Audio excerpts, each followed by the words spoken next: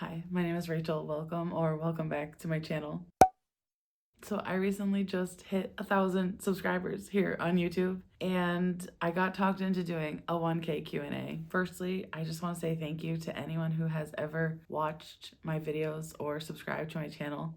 I could not have done it without you, obviously. You are the subscribers here, not me. So I asked for some questions from you all on YouTube here on my community tab and on my Instagram in my stories. And I'm really grateful for anyone who sent me a question to answer. I wanted to start with one from @Mazfin here on YouTube. They asked me to tell you a little bit more about myself, to introduce myself to any new subscribers, as well as a couple other questions that I will group together with similar ones here in a minute. So I guess first and foremost, hi, my name's Rachel. I am 34. I'll be 35 later this year. I'm married and I have a 5-year-old son. My husband's in the Navy, and I love to read. My other hobbies include Dungeons and Dragons and video games. Video games I've been playing for literally so long, almost as long as I've been reading. Dungeons and Dragons is a newer hobby that I just started in probably 2020 or 2021, and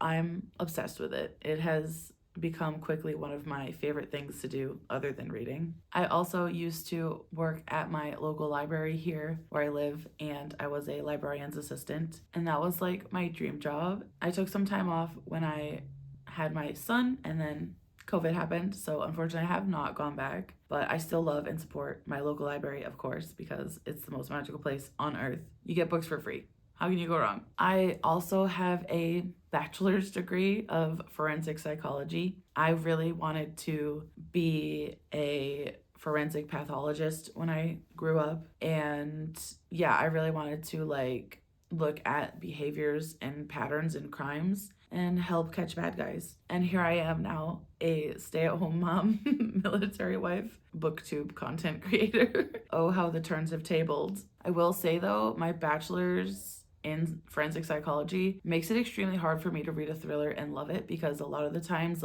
I see the patterns, I know exactly who the bad guy is as soon as they show up. It's really difficult for me to find a thriller I enjoy because of that, because I studied psychology and especially the psychology of criminals and crime behavior for so long that yeah, I did ruin that for myself. So unfortunately that's a genre I don't reach too often. But that being said, my favorite genre is fantasy. I love epic fantasy. I love cozy fantasy. I've also started dabbling in horror and sci-fi because those are two genres that I feel like are fantasy adjacent but are still, unique in their own genre and space. And I can't wait to get more into those genres, hopefully this year, fingers crossed. So I got a couple of questions about how long I've watched Booktube before I made my channel. And I have been watching Booktube since probably the very early, very beginning of 2017, which is actually when me and my husband first started dating in middle to late 2016. And he got deployed shortly after that. So I lived alone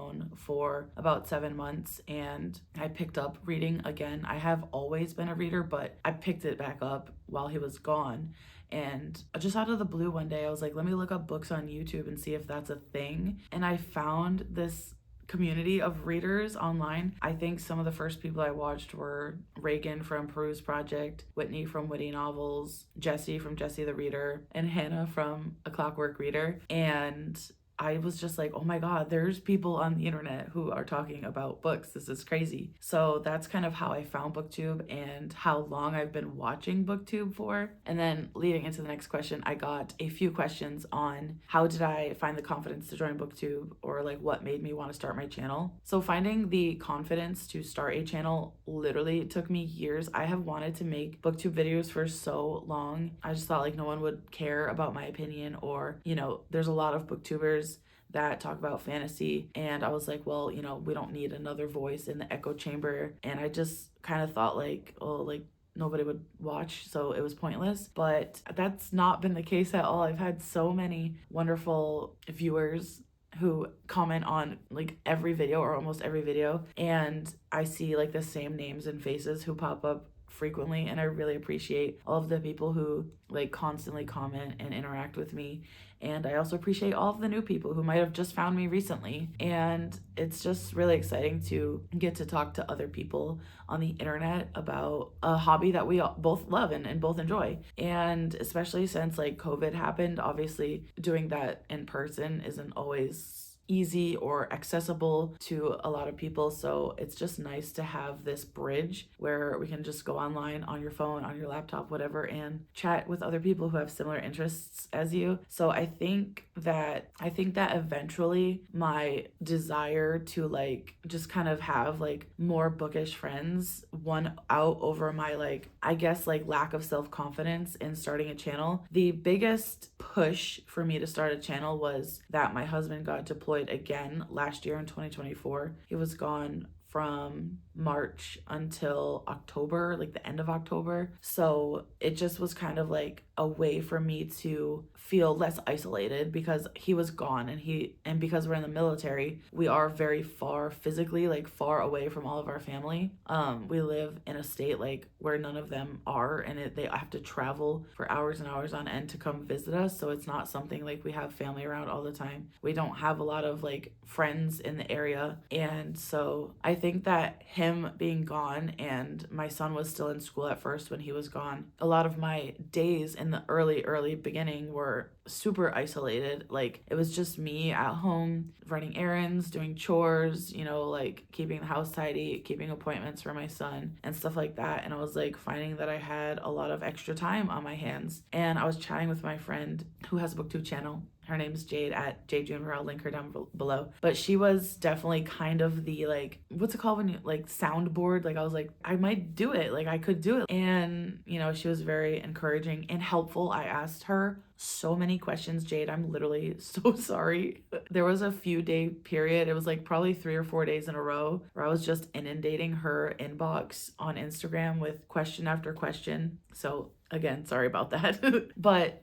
she was really helpful in kind of encouraging me to just do it for fun and not worry about like if people watch. And because she said people will watch if I am enjoying what I'm doing, other people will enjoy watching that. And that has been literally the truest statement anyone could have ever told me about booktube. If you want to start a channel, my best advice is the advice that Jade gave me. Just do it for yourself and have fun, because if you sit down and make a video that you're not enjoying, like no one's gonna want to watch that. If they can see it on your face or your body language that whatever you're talking about is like not something you're passionate about, no one's gonna care. But if you're passionate and you just be yourself, then people are gonna tune in. There are gonna be people who like your personality and people who don't, and that's fine. But you will find people with similar interests, similar reading tastes, who have a similar sense of humor, and they will tune in and stay, and you'll build that small community of like people who like have like a mind as you. And yeah, literally, so after talking to Jade for a few days, I kind of like talked myself back out of it. And then I remember waking up, getting my kid to school one day, and I just was like, you know what, fuck it, I'm just gonna turn my phone on and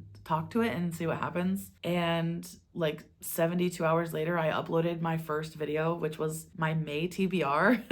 And yeah, I just kept going. I was just like, okay, I did it and I had fun. There's no sense in like backing out now. I've already put my face out there, and I just have kept making videos ever since. And it has been a creative outlet for me in a way. Like I'm not creating physical art, like I guess I'm not like painting or drawing or anything like that, and I'm literally just sitting chatting about things that I enjoy. But just the act of like filming a video, editing the video, getting to do the thumbnail, it has definitely been a way to like channel some creative energy for me and give me something to do with my time. Because especially when my husband was deployed, like I just had so much extra time and I wasn't talking to anyone on a daily basis other than my son. I did have some friends that I would like chat to on Discord here and there, or my friends that I play D&D with and such, but I wasn't like chatting about like things that I was like wanting to talk about, unless I was spamming my friend Danny her phone with Snapchats and texts and being like, have you read this book yet? I'm freaking out, and then not being able to talk about it. So yeah, I guess like the confidence came more from the desire to connect, if that makes sense. But all of that to say that the reason I started was because my husband was deployed and I had a lot of time on my hands. I wanted a creative way to chat with other people who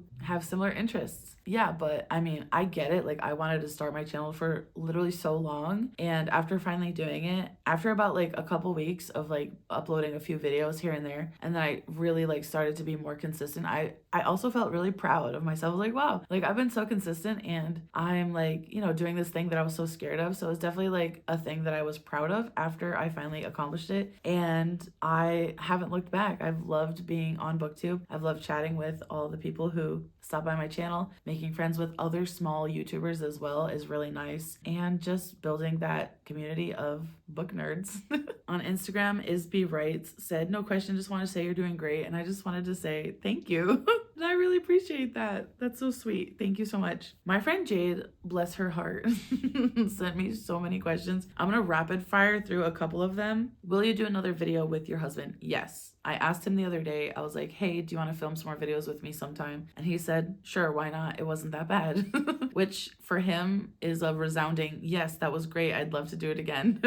If you had a special edition book credit, what special edition would you buy? It's okay if it's sold out. I am really sad that I missed out on the broken binding editions of the Time of Dread series, I think it's called, by John Gwynne, which is the sequel to like the Faithful and the Fallen series. I haven't read them yet. They're just literally so stunning. And I'm obsessed with the Bloodsworn trilogy by him. So I just know I'm gonna love them. And they are just so visually gorgeous that I'm like, I can't believe I missed them.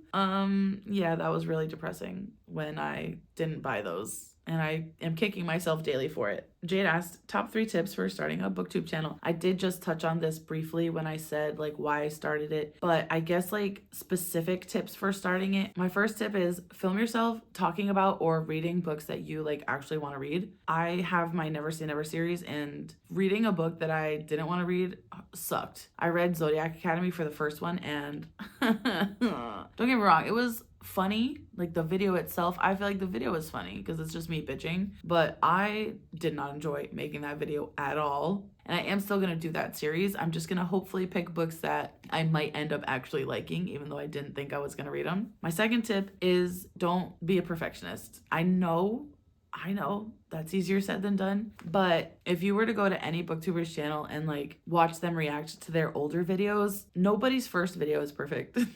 Nobody, not a single person on this God's green booktube has made a first ever video that was perfect. My first video, watching back, the angle was awkward, the lighting was weird. I looked awkward on camera.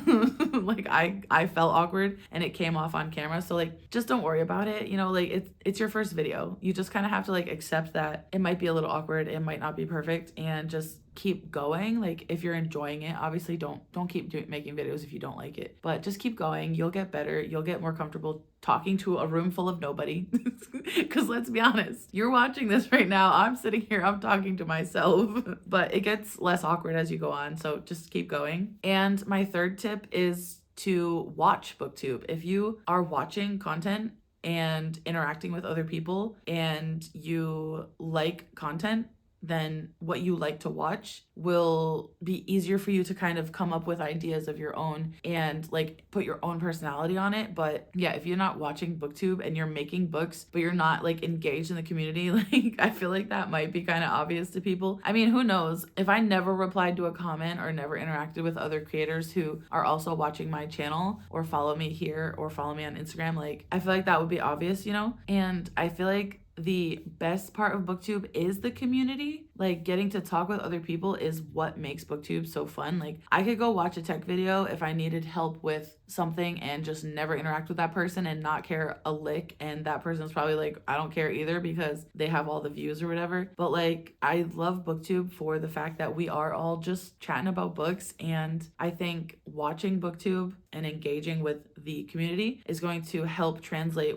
that passion also in your videos when you're talking to your audience, or if you are talking to other creators or talking about other creators. And it's just fun to network like that. And I think it does help your channel grow when you network and make friends that are, you know, similar channel size as you, and you kind of like help support each other, just watch Booktube and be engaged in Booktube, I guess is a combo for tip number 3. What's your go-to drink order at a coffee shop? If I'm gonna get a hot drink, I'll probably get a hot mocha latte. If I'm gonna get a cold drink, I'll probably just get a mocha iced coffee with cream and sweet and low. Every now and then I'll spice it up with a cold brew, but I'm very much like not adventurous when it comes to drinking things. I like what I like when it comes to coffee, and that's about it. I am very adventurous in my eating. Like, I'll try anything once, but when it comes to coffee, like if I'm gonna pay for a coffee, I want to drink it.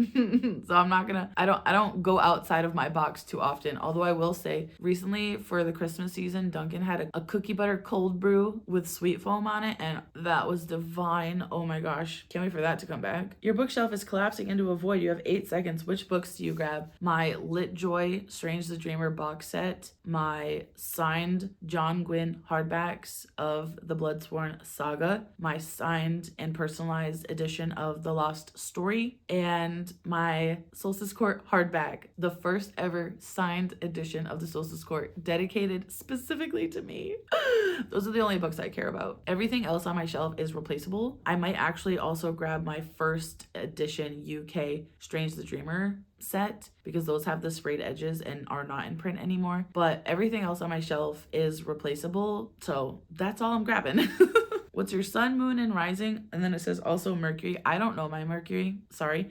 My sun is Leo, my moon is Taurus, and my rising is Cancer. So I'm loyal, stubborn, and I cry a lot. Jade also asked me, do I have siblings? No.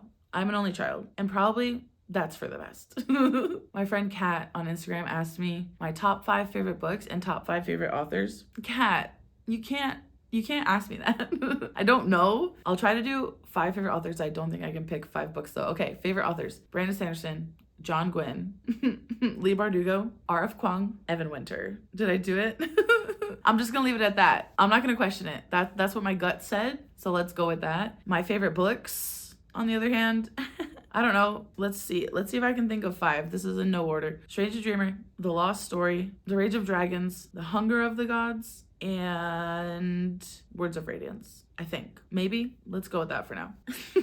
My friend Mair on Instagram asked, do you wear wigs? No, I do not wear wigs. When will I wear wigs? Probably never. Next question. My friend Heather on Instagram said, what's a favorite book of yours from pre-Booktube? A lot of my favorite books are from before Booktube because I did only start my channel in May of 2024. Some of those are Strange the Dreamer, The Rage of Dragons and its sequel. I also really love the Bear and the Nightingale trilogy by Catherine Arden. I also just filmed a video talking about 5 books that I love and don't get to talk about that much because it hasn't come up on my channel or in content yet. So I will link that down below if it's out yet. I think it will be out before this one. Yeah, I don't want to go into too much more detail because I did just talk about a lot of books that I love that I haven't talked about yet on my channel, so make sure you check it out. But yeah, those are some that I can just list off the top of my head. Heather also asked me who are a couple of other small booktubers that I watch, and I love this question so much, so thank you, Heather, for asking me that. I don't know what constitutes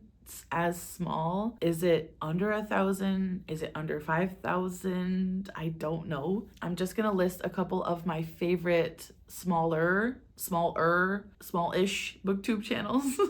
Okay, I've had a little browse through my subscription box. I think what I'm gonna do is shout out some other channels that I love that are similar in subscriber count to me or under, because I would really love to help boost them up and support them. And also their channels are just great. Yeah, but there are so many small booktubers that I watch, and by small I mean like 5,000 or under, I think is what I would classify as small, even though to me 5,000 feels crazy. That's so many people. But yeah, so people who are similar in subscriber count or lower to me. I've really been enjoying watching Grace Reads Audio. Her videos, the way that she edits, it's just such a joy to sit down and watch this like experience that she's created. And I absolutely love the fact that she is a huge supporter of audiobooks. That's one. Another one is Mair from Lady Mair Reads. This is another booktuber who reads like epic fantasy. We have very similar tastes, and I just think she's a hoot. She's so funny. She's very blunt, and I love that because I'm also like, as a Leo, I'm very much like, I'm honest to a fault sometimes. But Mair is so funny and so honest and blunt with her opinions on books. And I I love getting chaotic voice messages from her on Instagram. They never fail to make me smile. Another one is Rebekah from Adventures in Pages. First of all, Adventures in Pages is such a clever booktube name. Love that. But Rebekah is a reader who reads all genres. I think she reads a lot of romance currently, but I do know that she reads fantasy as well and possibly some other genres. But she's also another channel who, like, she's just so fun to watch. Like, she's so kind and it really just comes across in her videos. Like, her personality is just so sweet and genuine. And another small booktuber that I really like watching is Charlie from Charlie Read a Book. He is a parent like me, so I understand the struggles of parenting and then also trying to make content. But Charlie also reads very similarly to me, and he also really enjoys tabletop games, and D&D obviously is like a tabletop game, and I found that Charlie's book tastes are very similar to mine, but also he does some tabletop recommendations and those also sound so good. And I think he's just honestly like just such a nice guy. All of these booktubers will be tagged in the description. And the last question I'm gonna answer is my favorite question that I got, because it was something that really stopped and made me go, oh shit, like that is a good ass fucking question. Why haven't I thought of this before? And that question comes from Rachel from Reads with Rachel. And she asked me, what book would you consider future required reading for your son? I love to read books to my son that may push the envelope with like the bubble of, you know, public school knowledge that he's been given. For example, during Banned Books Week, I read him this book, When Aiden Became a Brother, and it is a children's story picture book about a young trans boy named Aiden and how his mom is pregnant and having another baby, and what that means for him and what that means for their life, and the way that Aiden is just kind of experiencing getting to be an older brother. So I was thinking this question, I really thought about it long and hard before filming this. And a book that I would consider required reading for my son is Hood Feminism by Mickey Kendall. And the reason why I would say that this is a requirement for him is because he is a white man, and a white man? No. And I want him to be the kind of man who treats women with respect and treats women in a way that they deserve, and women of all color especially. And I really want him to know like how badly society is built to oppress women of color. And I want him to be a supporter of women's rights, and I want to show him like the way that society treats you because of you being a white man is not the way that your peers around you are going to be treated. And he's only 5 right now, so obviously I'm not going to give him this book and be like, hey, 5-year-old son, here's this book on feminism that you can't read any of the words in. But it is definitely a book that I recommend to white men a lot, specifically when they ask for nonfiction recommendations. I'm like, hey, here's this book called Hood Feminism, you should check it out. It's one that I read, I think 2 years ago, and maybe even 3 years at this point. I do need to reread it. I would love to get a copy of it because I have it on ebook and I read it on my Kindle at the time. But I think with the current political and socioeconomical climate that we're living in, learning about systemic racism and how feminism needs to be intersectional will help my son uplift other voices around him, of women or women of color specifically, whether that's in school, college, at his job. I just want him to be aware of things that he needs to have in the back of his mind when he's interacting with women or women of color in any of those situations. And you know, you like see something where, I don't know, a woman in the workplace is getting like misogynistic comments from men, or having like microaggressions if she's a black woman, having microaggressions from coworkers, and then there's always one person who like isn't the person who's being misogynistic and isn't the person who's making microaggressions, but they also just don't say anything either. Like they just sit there and let it happen. My hopes would be that if my son were to see those things, that I've raised him to be the kind of man who will speak up and be like, what you said isn't fucking cool, don't do it again. And I think that hood feminism would be a step in the right direction of that being my goal. I really want my son to grow up to be a white man who uses his privilege to protect and uplift the voices of women and women of color especially. And I think having him grow up in an environment where he is exposed to books about and by people who are different than him is going to be a step in the right direction for him to be a white man who doesn't suck.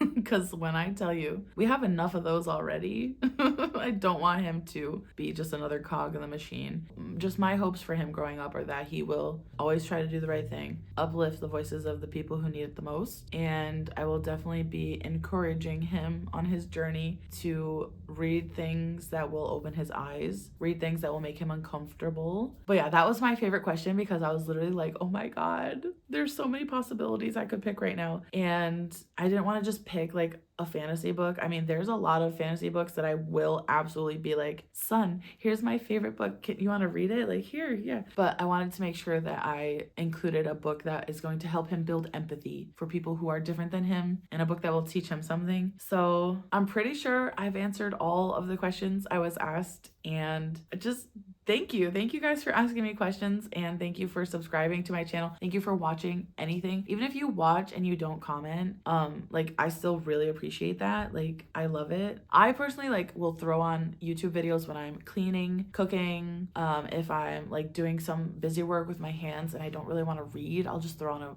a YouTube video for background noise. And the thought of like me being that person for someone, because there are a few booktubers who like they are my preferred background noise, and so like just like the idea of like, oh my god, someone put me on while they were cleaning, like I'm so honored.